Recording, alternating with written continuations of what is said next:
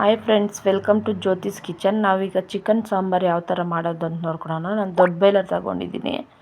1.5 kg chicken, 4 ರಿಂದ 5 ಈರುಳ್ಳಿ, 1 ಮೆಣಸಿನ್ಕಾಯಿ, ಒಂದು 10 ಚಕ್ಕೆ ಲವಂಗ, ಟೊಮೊಟೊ 2, ಕೊತ್ತಂಬರಿ ಸೊಪ್ಪು ಸ್ವಲ್ಪ, ಅರಿಶಿನ ಪುಡಿ, ತೆಂಗಿನಕಾಯಿ ಸ್ವಲ್ಪ, ಬೆಳ್ಳುಳ್ಳಿ,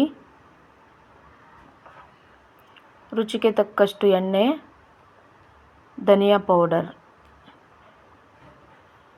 ಈಗ ಬಾಣಲೆಯಲ್ಲಿ ಸ್ವಲ್ಪ ಎಣ್ಣೆ ಹಾಕೋಣ. ಎಣ್ಣೆ ಹಾಕಿ ಆನಿಯನ್ ಕಟ್ ಮಾಡ್ಕೊಂಡಿರೋದು ಹಾಕೋಣ. ದಪ್ಪವಾಗಿ ಕಟ್ ಮಾಡ್ಕೊಳ್ಳಿ, ಅದೇನು ಫ್ರೈ ಮಾಡ್ಕೊಳಕ್ಕೆ. 2 ಟೊಮೊಟೊ ಕಟ್ ಮಾಡಿ ಹಾಕೋಣ.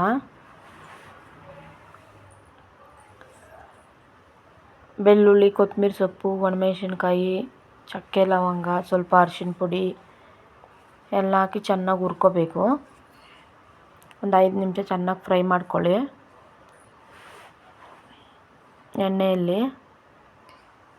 ಚೆನ್ನಾಗಿ ಫ್ರೈ ಆಗಬೇಕು ನೋಡಿ. ಫ್ರೈ ಆಗಿದೆ.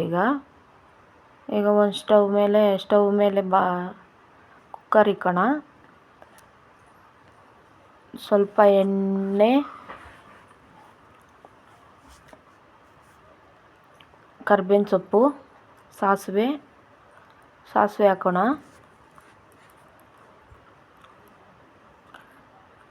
ಸಾಸಿವೆ ಚಿಟ್ಪಟ್ ಅಂದಮೇಲೆ ಕರ್ಬೇವಿನ ಸೊಪ್ಪು, ಚಿಕನ್ ಚೆನ್ನಾಗಿ ತೊಳ್ಕೊಳ್ಳಿ 4-5 ಸರಿ.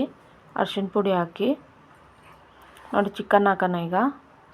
ನೋಡಿ, ಚಿಕನ್ ಹಾಕಿ ಚೆನ್ನಾಗಿ ಫ್ರೈ ಮಾಡ್ಕೊಳ್ಳಿ ಎಣ್ಣೆಯಲ್ಲಿ ಒಂದು 5 ನಿಮಿಷ.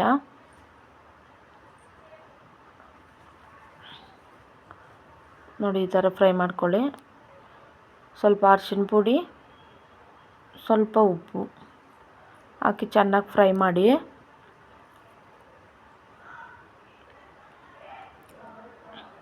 ನೋಡಿ, ಫ್ರೈ ಮಾಡಿ ಚೆನ್ನಾಗಿ. ಈಗ ಮಿಕ್ಸಿ ಜಾರ್ಗೆ ಹಾಕ್ಕೊಳ್ಳೋಣ. ತೆಂಗಿನಕಾಯಿ ನೋಡಿ ಈ ಥರ ರುಬ್ಕೋಬೇಕು. ಈಗ ಮಸಾಲೆ ಹಾಕ್ಕೊಳ್ಳೋಣ. 5 ಮಿನಿಟ್ಸ್ ಫ್ರೈ ಆಗಿದೆ. ಮಸಾಲೆ ಹಾಕಿ ಚೆನ್ನಾಗಿ ಕಲಿಸ್ಕೊಳ್ಳಿ.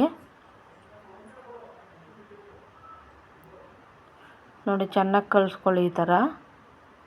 ಸ್ವಲ್ಪ ನೀರು ಹಾಕಿ ಚೆನ್ನಾಗಿ ಕಲಿಸ್ಕೊಳ್ಳಿ. ಸ್ವಲ್ಪ ಉಪ್ಪು, ನಾವು ಫಸ್ಟ್ ಉಪ್ಪು ಹಾಕಿದ್ದೀವಲ್ಲ ಅದನ್ನ ನೋಡಿ ಇವಾಗ ಬೇಕಾದರೆ ಸ್ವಲ್ಪ ಉಪ್ಪು ಹಾಕ್ಕೊಳ್ಳಿ, ಸಾಕು. ನೋಡಿ, ಈ ಥರ ಕಲಿಸ್ಕೊಂಡು 4 ರಿಂದ 5 ವಿಸಿಲ್ ಬರೋ ತನಕ ಬೇಯಿಸ್ಕೊಳ್ಳಿ. ನೋಡಿ, ವಿಸಿಲ್ ಬಂದಿದೆ. ನೋಡಿ, ಚಿಕನ್ ಸಾಂಬಾರು ರೆಡಿಯಾಗಿದೆ. ನೋಡಿದ್ರಲ್ಲ, ಚಿಕನ್ ಸಾಂಬಾರು ರೆಡಿಯಾಗಿದೆ. ಬಿಸಿ ರಾಗಿ ಮುದ್ದೆಗೆ ಚಿಕನ್ ಸಾಂಬಾರು ತಿನ್ನಿ. ಇಷ್ಟವಾದರೆ ಶೇರ್ ಮಾಡಿ, ಕಮೆಂಟ್ ಮಾಡಿ, ಸಬ್ಸ್ಕ್ರೈಬ್ ಮಾಡಿ. ಮುಂದಿನ ವಿಡಿಯೋ ಬೇಕು ಅಂದರೆ